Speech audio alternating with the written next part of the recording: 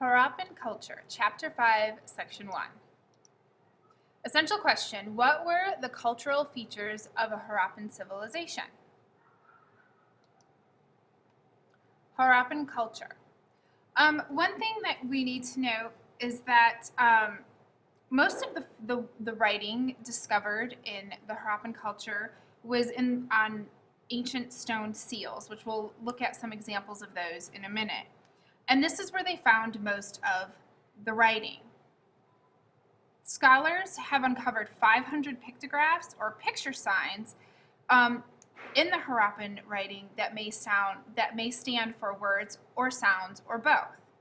But they really don't know. No one has decoded it. And as we know from examples like the Rosetta Stone, when we can't read the writing of an ancient culture, it really inhibits us knowing a lot about what was happening at that time. So as of right now, the only way that we can study the history of these people is to study the artifacts or things that were left behind. Archaeologists have not identified any temple sites or specific gods or deities.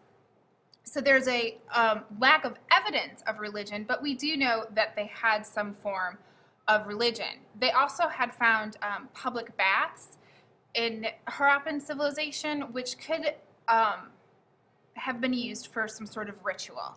What they have found were figures of bulls and simple dolls, and these might represent deities. The dolls, the clay dolls, like the one shown here, like this one is holding a baby, may be something like a mother goddess, something that represents fertility. Obviously, being an ancient civilization, they were very worried about fertility, not only just having babies, but also growing food. So the mother goddess also comes to represent fertility in general. They also have identified some maybe male gods in the form of a bull or a buffalo. And the bull or the buffalo has been found on different seals and faiences, which I'll tell you what that is a little bit later. And so we think that they must have prayed to these gods for harvest. Now they have shown a link from this ancient Harappan religion to the modern Hindu religion, specifically to the goddess Shiva and to of using bulls. A widespread and prosperous culture. Harappan cities were very, very big, 500,000 square feet, which is twice as big as Texas is today. And there was a common design, and the culture was widespread. Now, the common design, and we talked about this before, was that they had planned cities, so everything kind of formed this grid-type system, and you can see like everything is like square or rectangular. And the culture remained the same in this vast area. Culture and trade. Standard weights and measures were used across the region. They also made bronze statues and clay toys. And what these signify is that the Harappans could afford things than just the basic necessities. So they could buy clay figures or bronze statues. And we think that the wealth came from agriculture and trade. Now, they also had seals, which were like little flat square tablets that contained the writing, which is this right here. And then they also contained some sort of picture. And a lot of times animals were used. This one right here is called the unicorn seal, and we'll look at different seals in just a second. But their trade was so vast that they found some of these Harappan seals in places like Mesopotamia. And they used them to identify gods, which that says goods, but it's supposed to say gods.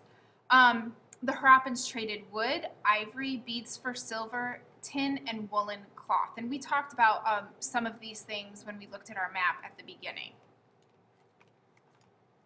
All right, so this is a good site, and it tells about different types of seals and what they were used for.